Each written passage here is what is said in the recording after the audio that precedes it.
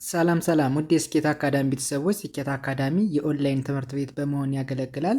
ትምህርቶችን በኦንላይን እናስተምራለን። በኢሞ፣ በቴሌግራም፣ በዋትሳፕ፣ በሌሎችም የሚዲያ አማራጮች እያስተማርን እንገኛለን።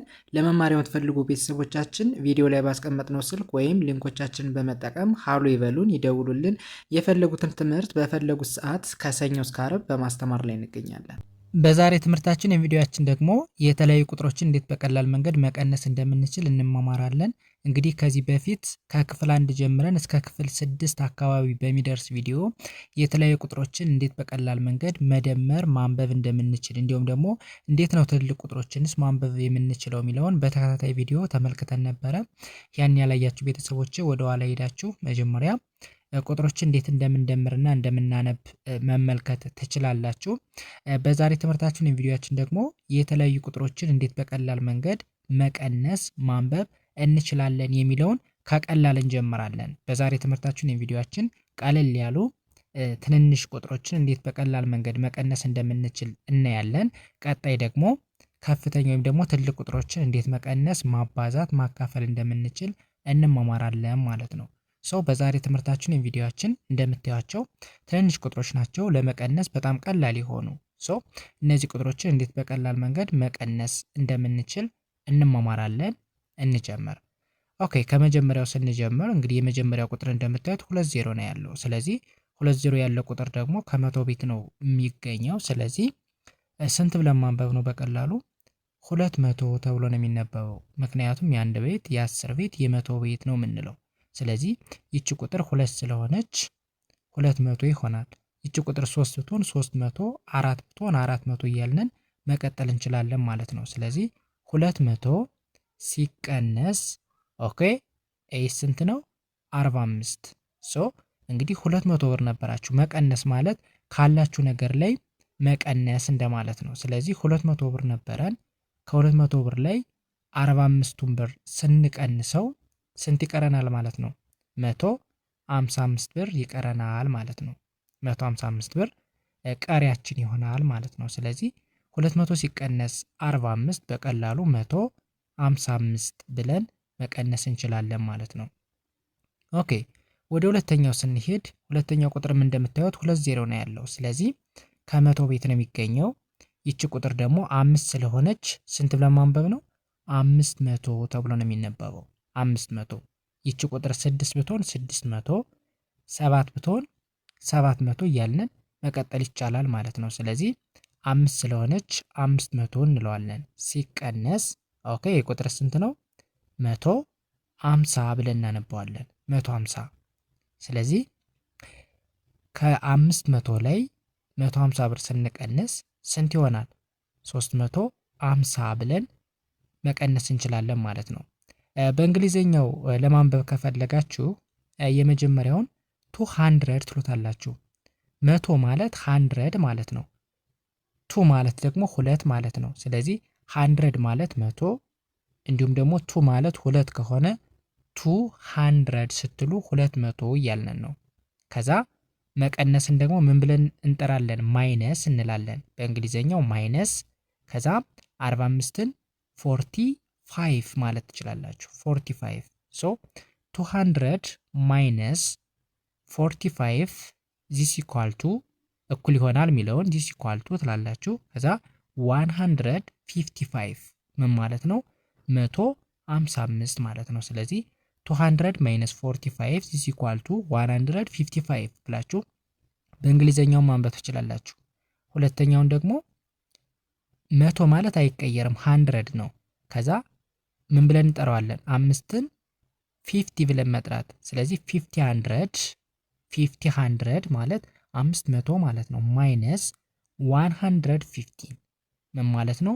150 ማለት ነው። ስለዚህ 500 ማይነስ 115 ዚስ ኢኳል ቱ 350 ምን ማለት ነው? 300 ማለት 350 ማለት 50። ስለዚህ 350 ማለት ይቻላል። ኦኬ፣ ስለዚህ 500 ማይነስ 115 ዚስ ኢኳል ቱ 350 ማለት ይቻላል። ኦኬ፣ ወደሚቀጥለው ስንሄድ መጀመሪያ በአማርኛው እንየው።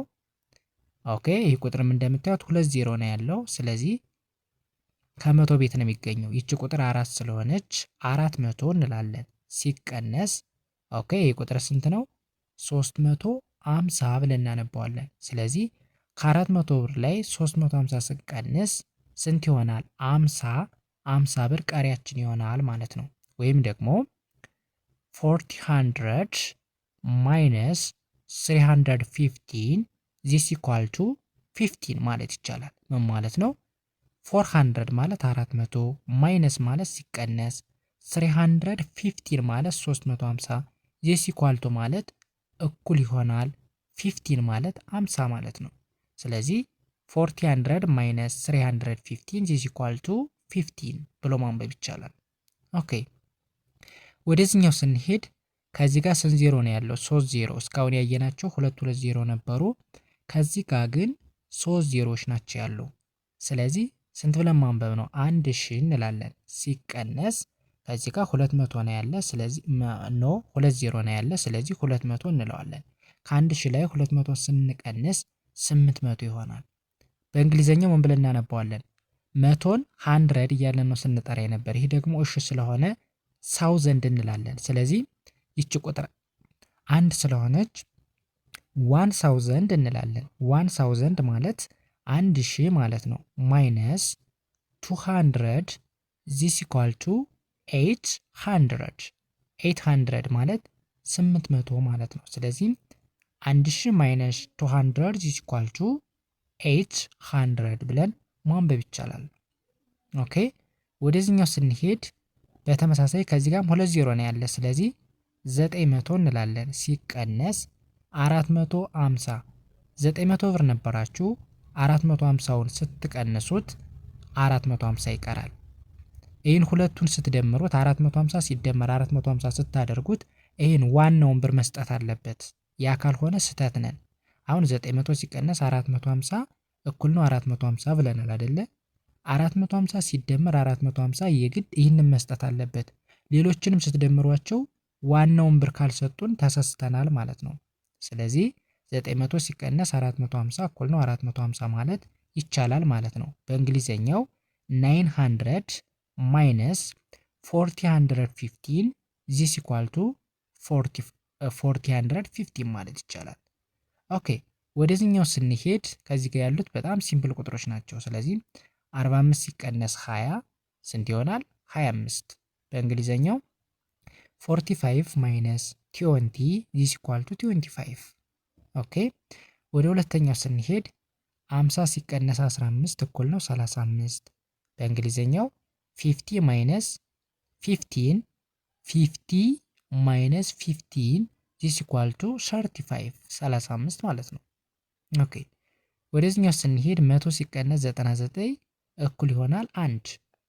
100 ማይነስ 19 ዚስ ኢኳል ቱ 1። ኦኬ 45 ሲቀነስ 40 ዚስ ኢኳል ቱ 5። 45 ማይነስ 14 ዚስ ኢኳል ቱ 5። ኦኬ 90 ሲቀነስ 89 ዚስ ኢኳል እኩል ይሆናል 1። በእንግሊዘኛው 19 ማይነስ 89 ዚስ ኢኳል ቱ 1 ብለን ማንበብ እንችላለን ማለት ነው። ሰው በእንደዚህ አይነት መንገድ ፕራክቲስ ማድረግ መለማመድ እንችላለን። ዛሬ ቀለል ያሉ ቁጥሮችን ያየን፣ ቀጣይ ደግሞ በከፍተኛ ወይም ደግሞ በትልቅ ቁጥሮች እንዴት መቀነስ ማንበብ እንደምንችል እንማማራለን። የዛሬ ትምህርታችን ይህንን ይመስል ነበር። ቀጣይ በሌላ ትምህርት ወይም ቪዲዮ እንገናኝ። በያላችሁበት ሰናይ ጊዜ። ባይ ባይ።